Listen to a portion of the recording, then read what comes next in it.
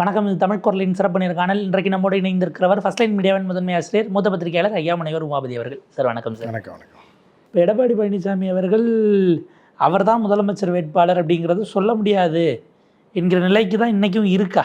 ஆமாம், அதுதான் நம்ம சொல்லி காலங்காலமாக நம்ம காக்காயை எது கத்துறோம். எடப்பாடி கிடையாது கிடையாது கிடையாது தான். ஒன்று எலெக்ஷனுக்கு முன்னே எடப்பாடிக்கு நல்ல நேரம் இருந்தால் எலெக்ஷன் முடிகிற வரைக்கும் இருப்பார். முடிஞ்சவொடனே காலி பண்ணுவாங்க. கொஞ்சம் நேரம் சரியில்லை. இந்த குரு பயிற்சிலாம் வந்திருக்கு, ராகு கேது பயிற்சி வரப்போகுது. குரு பயிற்சி இப்போ வந்திருக்கு, இந்த தீபாவளிக்கு அப்புறம் வரும்னு நினைக்கிறேன், 16ஆம் தேதி ஏதோ. குரு பயிற்சி வந்து கவுத்தி விட்டுச்சுன்னு வைங்க, இப்போயே பிடிங்கிட்டு போயிடும். இல்லை, குரு பயிற்சி கொஞ்சம் நல்லது செய்யுது அப்படின்னா எலெக்ஷன் முடிகிற வரைக்கும் தாங்கும்.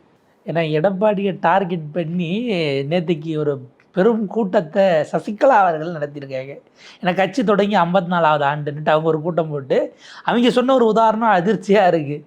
அன்னைக்கு எப்படி எம்ஜிஆரை வந்து துரோகிகள் திட்டமிட்டு கட்சியை விட்டு வெளியேற்றினாங்களோ அந்த மாதிரி தான் இன்றைக்கி நடந்திருக்குது. அவங்கள எம்ஜிஆராகவும் எடப்பாடியை அவர் கலைஞராகவும் ஒரு உதாரணத்தை சொல்லியிருக்காங்க. கலைஞர் அப்படின்றத தாண்டி அந்த அம்மா கலைஞரை பிடிக்காது. ஏன்னா அந்த அம்மா கல்யாணம் பண்ணி வச்சதே கலைஞர் தான், அது வேறு விஷயம். அதனால தான் இந்த நல்ல வாழ்க்கை வாழ்ந்துக்கிட்டு இருக்கு. இடைப்பட்ட காலத்துக்கு ஜெயிலையும் போயிருக்காங்க, அது வேறு. இருந்தாலும் எடப்பாடியாரை வந்து அந்த அம்மா வில்லனாக தான் பார்க்கும்.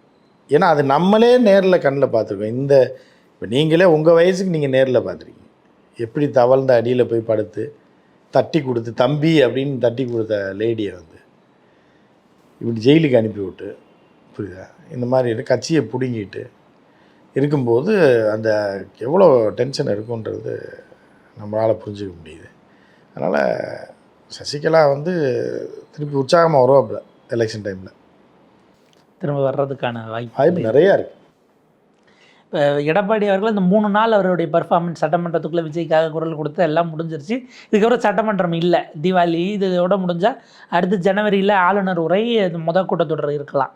இப்போ இதுக்கு நடுவில் இப்போ அவர் கூட்டணிக்குள்ளே விஜயை கொண்டு வரதுக்கான முயற்சிகளை செய்வார். அவர் வந்து காக்கா கோபால்னு ஒரு நடிகர் தெரியுமா? காக்கா ராதாகிருஷ்ணன். காக்கா கோபால் அது பழைய ஆள், அவர் செத்துட்டார் பாவம். காக்கா கோபால்னு ஒருத்தர், இந்த காக்கா பிரியாணி காமெடியில் வருவாப்புல. அந்த காக்கா கோபால்னாலே கட்சி ஆரம்பித்தா கூட அதற்கும் ஆதரவாக எடப்பாடியார் சட்டமன்றத்தில் குரல் கொடுப்பார். அந்த காக்கா கோபாலுக்கு கூட்டம் இருந்தால் கூட அவர் 5000 பேர் இருக்கான்னு வைங்க, அவருக்காகவும் குரல் கொடுத்து சட்டமன்றத்தில் பேசக்கூடிய ஒரே தலைவர் யாருன்னா எடப்பாடியார் தலைவர். அவர் தான் மன்சூர் அலி கட்சியை கூப்பிட்டு பேச்சுவார்த்தை நடத்துன்னு கூப்பிட்டாரு. அவங்க மன்சூர் அலிக்கானே கட்சியை விட்டு நீக்கிட்டு வேற 4 கூப்பிட்டு வந்துட்டாங்க. நான் மன்சூர் அலிக்கான வாழ்க்கையை நாசப்படுத்தி விட்டாங்க. அந்த கட்சி 2ஆ உடஞ்சிச்சு. அவங்களுக்காகவும் பேசியிருப்பாரு. என்ன பண்ணுறாங்கன்னா எங்கடா தலைவரான்னு கேட்டிருக்காங்க. கூட்டணி பேசுறதுக்கு இதுக்கு போயிருக்காரு, எம்ஜிஆர் எங்கே நம்மளை விட்டு போயிட்டாரு அப்படின்னு இருக்காங்க. என்ன பண்ணுறது, சாப்பிட போகிறேன்னாரு, நம்மளை விட்டு போயிட்டாரு. சரி, அவரை கட்சியை விட்டு நீக்கிடுன்னு சொல்லி இருக்கிறதே 4 பேர் கட்சியில். மன்சூர் அலிகான் தலைவர், மீதி 3 பேர் இருந்தாங்க. இந்த 3 பேர் சேர்ந்து மன்சூர் அலிகான் நீக்கி இவர் போய் பேச்சுவார்த்தை நடத்திட்டு வெளியே வந்து பேட்டி கொடுத்தா உங்களை கட்சியை விட்டு நீக்கினதான் அறிக்கை வந்திருக்கு அப்படி. எடப்பாடியார் சாக்கு 4 சீட்டு பேசியிருந்திருக்காரு. 4 பேர் தான் இருக்காங்க கட்சியில், 4 சீட்டு பேசியிருந்திருக்காரு. 3 பேர் போயிட்டாங்க கட்சியை விட்டு. அப்புறம் அவங்க டென்ஷன் ஆகி ஃபோன் பண்ணியிருக்காப்புல, யார் மன்சூர் ஃபோன் பண்ணி, டே உங்களுக்கு சீட்டுக்கு தாண்டா நான் போனேன்னு, நீ சாப்பிட போகிறேன்னு எங்கேயோ போயிட்டீங்க எங்களை விட்டுட்டுன்றதுனால உங்களை கட்சி விட்டு நாங்கள் வர வேண்டாமா நீங்கள் பாட்டு, டே உனக்கு சீட்டு வாங்கிட்டேன்டான்னப்பல அதுக்குள்ளே எடப்பாடி ஃபோன் பண்ணிக்காங்க, இல்லை உங்களை கட்சி விட்டு நிற்காச்சு, இது கேன்சல்ன்றாப்புல, கூட்டணி கேன்சல். இல்லை, இப்போ பிரேமலதாக்கு 5 சீட்டு, மன்சூர் அலியானுக்கு 4 சீட்டு. ஆமாம், அவர் பிளான் பண்ணியிருக்காரு. ஏன்னா ஹீரோ விஜயகாந்த், அவருக்கு 5 சீட்டு கொடுத்தாச்சு. அதே படத்தில் வில்லன் வந்து யார்? மன்சூர் அலிகான். மெயின் வில்லனே இவர் தானே. அப்போ இவருக்கு 1 சீட்டு கம்மி, 4 சீட்டு அப்படி தான் பேசியிருக்காங்க. நம்பர் 2 இருக்கிறதுனால அப்படிங்கிற இடத்துக்கு போய் செல்வமணி கேட்டிருந்தா 2 சீட்டு கொடுத்துருவாப்புல டைரக்டர்ன்றதுனால. செல்வமணி ரோஜா ஒய்ஃப் அங்கே இருக்காங்க, இதில் தெலுங்குல இருக்காங்கன்றதுனால அவர் கேட்டுக்க மாட்டார். அவருக்கு ராஜசேகர ரெட்டி தெரியுமா? தெரியாது, அதனால அவர் வந்து லோக்கலில் வாங்கலை. ஆனால் அவர் தென்மண்டல பொறுப்பாளரெல்லாம் பார்த்து அப்பயே போட்டாப்புல என்டிஏக்கு. அவர் தான் அதில் இருந்துக்க முடியாமல் போயிடுச்சு. ஒரு நிறைவு கேள்வி சார், இப்போ இதற்கு பீகார் எலெக்ஷனுக்கு பிறகு விஜயை நோக்கி உள்ளே கொண்டு வருவதற்கான கேல்குலேஷன் போவாங்களே. ஏன்னா 100 சீட்டு அவர் இப்போவும் 100 சீட்டு கேட்குறாருங்கிறாங்கன்னு செய்திகளை கசிய விடுறாங்க. அது அவங்க தரப்புலேருந்து. விஜய் கூட்டணிக்கு போக மாட்டாப்புல. எடப்பாடி கூடவா யார் கூடயுமா? யாரு கூட, சின்ன சின்ன கட்சிகள் அவரை முதல்வராக நினச்சி விஜய் சூப்பர் ஸ்டாராக நினைக்கிறவங்கள சேர்த்துக்குவார். அதனால தான் இப்போ அன்புமணியே ரொம்ப இதாக இருக்காப்புல. நம்ம போய் பார்த்தோம்னா அசிங்கமாயிருமே அப்படின்ற ஒரு இதில் தான் இருக்காங்க. முன்னாள் மத்திய அமைச்சர் சிபிஐ கேஸ்லாம் வாங்கியிருக்காரு. இவர் மேலே 2-3 கேஸ் இருக்குது. இன்னும் விஜய் மேலே ஒரு கேஸ் இல்லை. அப்பாட்ட இருந்தே கட்சியை உடச்சிட்டு வந்துருக்கோம் அந்த வகையில். ஆனால் இருக்குது இவ்வளோ நாள் 35 வருஷமாக அரசியல் பண்ண ஐயா ராமதாஸையே உடச்சி காலி பண்ணி வீட்டில் உட்கார வச்சிட்டோம். இந்த சின்ன பையன்கிட்ட போய் நம்ம நிற்கிறதா? என்னதான் பனையூரில் பக்கத்து பங்களாக்காரராக இருந்தாலும் அதுக்கு எப்படி இருக்கு? போவோம் தானா போவோம். அவர் இங்கே வந்தால் பரவாயில்ல, இல்லை 2 பேரும் டீ கடையில் மீட் பண்ணால் பரவாயில்ல, அதுவும் வெளியும் வர மாட்டாப்புல. எங்கே போய் பேசுவீங்க? இவர் குருமூர்த்தி எப்படி கேஷுவலாக போய் வாங்க வாங்க வாங்க வீட்லையா இங்கே தான் இருக்கீங்களா பார்த்துட்டு போகலான்னு அப்படின்ற மாதிரி வேணால் பார்க்கலாம். அதுவும் மனசு ஒத்துக்காது. அதையும் ஜான் ஆரோக்கிய சபை ஏற்பாடு பண்ணால் டீ ஜானுக்கு வேணால் ஃபோன் பண்ணி 2 பேரும் ஈசிஆர் ரோட்டில் பீச்சில் சந்திக்கலான்னு வேணால் சந்திக்கலாம். அப்படி இருந்து செட் ஆகாது. விஜய் வெளியில் அன்புமணிக்கு செட் ஆகாது. அவர் வந்து போக மாட்டார். அந்த அளவுக்கு திறந்தாலும் அன்புமணி போக மாட்டாப்புல. விஜய் டீ குடிக்க வெளியே வர ஆள் இல்லை. அன்புமணி கூட யாரையாவது அங்கே சந்திக்கிற கிருஷ்ணசாமின்னு ஒருத்தர் இருக்காரு. அவர் இப்போ எந்த கூட்டணியில் இருக்காருன்னே தெரியல. அவருக்கே தெரியாது. எவன் சீட்டு கொடுத்தாலும் 3 சீட்டு கொடுத்தானே 2ல் அவர் நின்றுவார், 1ல் அவர் பையனை நிறுத்துவார். அவருக்கு வேணால் 3 சீட்டு கொடுத்து விஜய் வந்து ஒரு 5 சீட்டு நிற்கிற. கமலஹாசன் கூட்டணியில் நின்னாங்களே நிற்கிறதுக்கு ஆள் இல்லாமல் ஜிகே வாசனுக்கு 5 கொடுத்தவொடனே மயங்கி விழுந்துட்டாப்லையா. அப்புறம் தண்ணியை சொல்லி வேணாங்க 5 சீட்டு வேணாங்க 1 கொடுக்க போதும் வச்சுங்க தம்பி வச்சுங்க 5 சீட்டு அப்புறம் பேசி ஈசி 3 போதும்ட்டாப்பு. இப்போ தேமுதிக வேறு யாரோ கொடுத்ததுல ஆள் கம்மியாக இருக்குன்னு ஒரு 8 சீட்டை திரும்ப கொடுத்தாங்க. அதுதான் அதே மாதிரி தான் வரும். இப்போ இந்த மாதிரி தான். இப்போ கிருஷ்ணசாமிக்கு 5 சீட்டு கொடுத்தீங்கன்னா 2 சீட்டு திருப்பி கொடுத்துருவாப்புல. 3 தான். அவருக்கு 2, பையனுக்கு 1. அப்படிதான் நிப்பாட்டுவார். யார் கூடயும் போகலன்னா ஓபிஎஸ் டிவி போகவாச்சும் வாய்ப்பு இருக்கா? இல்லை ஓபிஎஸ் அந்த அளவுக்கு கேவலமாக போக மாட்டாப்புல. இந்த மாதிரி திமிரு பிடிச்சி மண்டகரவம் பண்ணுற ஆள்கிட்டலாம் போக மாட்டாப்புல. இல்லை இப்போ ஜெயலலிதா அவர்கள் இருந்த இடத்துல இன்னொரு நடிகரை வச்சு பார்க்குறதுல அவங்களுக்கு என்ன சிக்கலா? நடிகரை வச்சு பார்க்கலாம். இந்த அளவுக்கு சின்ன பையன் காலெல்லாம் போய் விழுகுன்ற அளவுக்கு போக மாட்டாங்க. ஜெயலலிதானாலும் ஒரு வயசு கொஞ்சம் கூட, சரி அம்மா காலில் விழுந்துட்டோம், முதலமைச்சர் ஆக்கினாங்க, நம்மளை சோறு போட்டாங்க, நம்மளை அமைச்சராக வச்சுருந்தாங்கன்ற வேற. விஜய் காலெல்லாம் போய் விழுக மாட்டாப்புல. அந்த அளவுக்கு கேவலமாக பாண்டியா தான் அந்த உதாரணத்தை சொன்னார். நீங்கள் வந்து ஓபிஎஸ் எடப்பாடி ஒன்றா பார்க்காதீங்க. ஓபிஎஸ் முதலமைச்சராக இருந்தப்போ ஜெயலலிதா ரூம் அப்படியே தான் இருக்கும், ரூம் காலியாக இருக்கும். இவர் வேறு இதில் போட்டு உட்காந்துருப்பார், போர்டை மட்டும் மாற்றிட்டு. எடப்பாடி ஆனதும் நேராக போய் அங்கே தான் உட்காந்தாரு. இவர் பெரிய ஆசை எப்போவுமே அப்படி தானேங்க. நாகராஜ சோழனா தான் அவர் கடைசி வரைக்கும் இருந்தார். இவர் பாண்டே அப்படி ஆள் தானே, அதே ஸ்டைல் தான். நாகராஜ சோழனா தான் வாழ்ந்தாப்புல, வாழ்ந்துட்டு அப்படியே இது பண்ணுற மாதிரியான ஒரு. அது எடப்பாடி விழுந்துட்டு அந்த அம்மா தட்டி கொடுக்க எந்திரிச்சப்பவே அவர் முடிச்சு அவ்வளோதான்.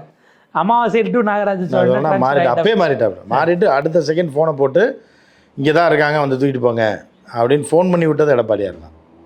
சசிகலா இங்கே தான் இருக்காங்க, நீங்கள் வந்தீங்கன்னா பிடிச்சிட்டு போயிடலான்னு. உடனே டெல்லியிலேருந்து வந்தாங்க, பிடிச்சாங்க, கர்நாடகா ஜெயிலில் கொண்டு போய் விட்டுட்டு அதை கொண்டு போய் விட்டுட்டுலாம் வந்து இங்கே எல்லாம் கண்ணீரோட டிடிவி பேட்டி விட பிறகு ஒரு பக்கத்தில் அப்படியே கை கட்டி நின்றுட்டு இருந்தாரு. அப்படியே கொண்டு போய் உள்ள நீ வரமாட்டாப்ல இன்னும் 3 வருஷத்துக்குன்னு தெரிஞ்சவனே வர முடியாது. நட்டில் அவங்க ஷாப்பிங் போகிறாங்கன்னு தெரிஞ்சப்பெல்லாம் கொஞ்சம் அதிர்ச்சியாக இருப்பார். ஆமாம், ஐயோ வந்துட்டா என்ன பண்ணுறது. டிடிவியும் கழட்டி விட்டாப்புல. அதுக்கு பிறகு டிடிவிக்காக பிரச்சாரம் பண்ண முதல்ல அவருக்கு பிரச்சாரத்துக்கு போய் இவர் டிடிவியை பார்த்தாலே தெரிச்சு ஓடுவாங்க. அவ்வளோ பவர்ஃபுல்லாக இருந்த ஒரு டிடிவியே காலவாரி விட்டாரா இல்லையா? நயினார்லாம் சொல்லியிருக்காரு, என்னெல்லாம் அடையாளம் கண்டு எம்எல்ஏ சீட்டு கொடுத்ததெல்லாம் டிடிவி சார். ஆமாம், அவருமே சொல்லியிருக்காப்புல. ஸோ என்ன இருந்தாலும் அது முன்னாள் பழைய ஜமீன் கணக்கில் போயிடும். இன்றைக்கி அவங்க ஒரு காலத்தில் இருந்தாங்க, இப்போ ஆண்டு அனுபவம் இல்லை. அவர் கூட நயினார் கூட அந்த நன்றி விசுவாசம் இருக்குல்ல. வேறு கட்சிக்கு போய் வேறு கட்சியோட மாநில தலைவர் ஆனாலும் அந்த நன்றி விசுவாசம் இருக்குல்ல சார் அப்படின்ற ஒரு மரியாதை இருக்குது. இவரெல்லாம் வாழ வச்சதே டிடிவி தான். டிடிவி வந்து அப்போ சூப்பர் ஸ்டார் மாதிரி, அவரை பார்க்கவே முடியாது. அவர்கிட்ட அப்பாயின்மெண்ட் வாங்கிட்டாலே பெரிய விஷயம். அதுக்கு அடுத்து சசிகலா அரசியலுக்கு கொண்டு வந்த செங்கோட்டையினே எப்படி டீல் பண்ணுறாரு அப்படிங்கிறது இன்னொரு இதாக இருக்குது. இல்லை சார், ஒரு கிரெடிட்டுக்கு முதல்ல படம் நடிச்சு மன்றம் தொடங்கினது எச்ராஜாவுக்கு வர்றதுன்றது நியாயம் இல்லை. அது கூட இருக்கலாம். எச்ராஜா இந்த மன்றம் ஆரம்பிக்கிறது மூலமாக 2 ஒரே கல்ல 2 மாங்க. புரியுதா உங்களுக்கு? தமிழ்நாட்டில் முதல்ல மன்றம் தொடங்கினது எனக்கு தான். நீ படத்தில் நடித்தாலும் படத்தெல்லாம் அவனும் பார்க்க மாட்டாங்க. ஆனால் எனக்கு படத்தில் நடிக்கலைனாலும் என்றைக்கோ நடித்த கன்னட படத்தில் இதுக்கு இவ்வளோ ரசிகர்கள் கன்னியாகுமரி வரைக்கும் இருக்கான்றதை காட்டுறதுக்கு ஒன்று. இன்னொரு பக்கம் திருநெல்வேலியிலே போய் சிங்கத்தின் கோகைக்குள்ளே போய் அதை புடரியை பிடிச்சி ஆட்டுறது மட்டும் இல்லாமல் அது புடரியில் முடிய பூரா வெட்டி விடுற மாதிரி இருக்குது. புரியுதா? சிங்கத்தையே சேவ் பண்ணி விடுற கதை இது அப்படின்னு சொல்லி இப்போ நயினாருக்கு கொந்தளிச்சு போயிருக்காரு. இப்போ பேனரை தூக்கவும் முடியாது, உள்கட்சி பூசல்னு வெளியே தெரிஞ்சிடும், அதுக்கு தீ வைக்கவும் முடியாது, வச்சதை எடுக்க சொன்னாலும் பிரச்சனை. அதனால் இருக்கட்டும், டெல்லி ஃபோட்டோ எடுத்து அனுப்பியிருக்காப்புல. இந்த மாதிரிலாம் அட்டகாசம் பண்ணுறாங்க வாட்ஸ்அப் குரூப்பில் போட்டுட்ருக்காப்புல இந்த மாதிரிலாம் பண்ணுறாப்புல ஜி அப்படின்னு. பிஎல் சந்தோஷ் கம்ப்ளைண்ட் கொடுத்தா தான் அவர் தான் வீட்டுக்கு வந்து சமாதானப்படுத்தி சரி பண்ணி ஒன்றும் இல்லை. இல்லை பிஎல் சந்தோஷ் தான் சொல்லியிருப்பாங்க. ரசிகர் மன்றத்தோடைய மெயின் தலைவரை, கௌரவ தலைவரை, சட்ட ஆலோசகரை யாருன்னா பிஎல் சந்தோஷ் தான். அண்ணாமலையோட இது இருக்குல்ல ரசிகர் மன்றம் மன்றத்தோடைய அகில இந்திய அரசியல் ஆலோசகர் அவர் தான் பிஎல் சந்தோஷ் தான். அப்படி இருக்குது. பாண்டே வந்து ரசிகர் மன்ற செயலாளர் தலைவர்லாம் கிடையாது, பொருளாளர். பணம்லாம் அவர்கிட்ட தான் இருக்குது. இல்லை பாஜகவில் ஒரு பொருளாளர் இருக்காரு, ஆனால் அவர் கைக்கு அவர்கள் இது ரசிகர் மன்றம். அவர் எஸ்ஆர் சேகர் அவர்கள் அவருக்கு என்ன அவர் பிஜேபியில் பாவம், அவரும் இந்த கேஸில் சிக்க 4 கோடி கேஸில் சிக்க வச்சு அவரெல்லாம் 4 கோடி மொத்தமாக பார்த்துருக்கவே மாட்டார். கட்சி காசு அவர்கிட்ட சொந்தமாக காசு இருக்குது, தொழில் பண்ணுறாரு. அவர் கடந்த காலத்தில் ஒரு மைசூர் பக்கம் 2 வெட்டி 2 பேருக்கு கொடுக்குற அளவுக்கு தான் அந்த ஆஃபீஸ் இருந்திருக்கு. அன்னையிலேருந்து ஒரு பொருளாளராக சுண்டல் கொடுப்பாங்க. ஒரு மொத்தமே 10 ரிப்போர்ட்டர் தான் இருப்பாங்க. நாங்கள் போகும்போது உள்ள அங்கே பெருக்கி கூட்டுறவங்க இந்த இப்போ மூத்த பத்திரிகையாளர் லக்ஷ்மின்னு இருக்காப்புல, லக்ஷ்மிலாம் அப்போ தான் ட்ரெயினி வராப்புல. பீட்டு ஒரு 5-6 பேர் தான் இருப்பாங்க. கமலாலயம் பீட்டில் ஒரு கமலாலயம்னா 6-7 பேர் தான் வருவாங்க. அதில் உட்காந்து பேசிக்கிட்டு ரொம்ப சாந்தமாக தான் உள்ள அவங்களும் இருப்பாங்க. கணேசன் இருப்பார், பேசுவார். சரி போதுமானா போதும்னு வந்துடுவோம். அப்புறம் திருநாவுக்கரசர் கொஞ்ச நாள் இருந்தார், அவரை பேட்டி கொடுப்பாரு. வேறு யாரும் வரமாட்டாங்க. வருஷத்துக்கு ஒரு பேட்டி தான் நடக்கும். சுண்டலும் பயறு, இந்த சுண்டல், முறுக்கு, இந்த குழல் முறுக்கு, அப்புறம் டீ கொடுப்பாங்க, டீ கொடுப்பாங்க, மோர் கொடுப்பாங்க. இதுதான் இருந்தது. இன்றைக்கி வந்து எங்கேயோ போயிடுச்சு. அந்த மாதிரியான ஒரு சூழலில் இருக்குது. அந்த காலத்தில் நாங்கள் பார்த்தது அவ்வளோதான். ஆனால் இன்றைக்கி பார்த்தீங்கன்னா 4 கோடி தேர்தல் செலவுக்கு டிரைவரே வச்சுருக்கான் பிஜேபியில். அப்படின்னா எவ்வளோ வளர்ச்சி பாருங்கள். இந்த அளவுக்கு அது டிரைவரே 4 கோடி ஹவாலால மாற்றி ஏற்றி விட்றாரு. டிரைவர் ஹவாலால மாற்ற அளவுக்கு இருந்தால் அப்போ ஓனர் பதவியில் இருக்கவெல்லாம் என்ன நிலைமைன்னு நினச்சி பாருங்க. எப்படி வந்து தமிழிசையெல்லாம் எத்தனை கோடி வச்சிருப்பாப்புலன்னு பாவம். சார், இது அடுத்தது எப்படி போகுதுன்னு உங்கள் நேரத்துக்கு பொறுத்தவரைக்கும் நன்றி.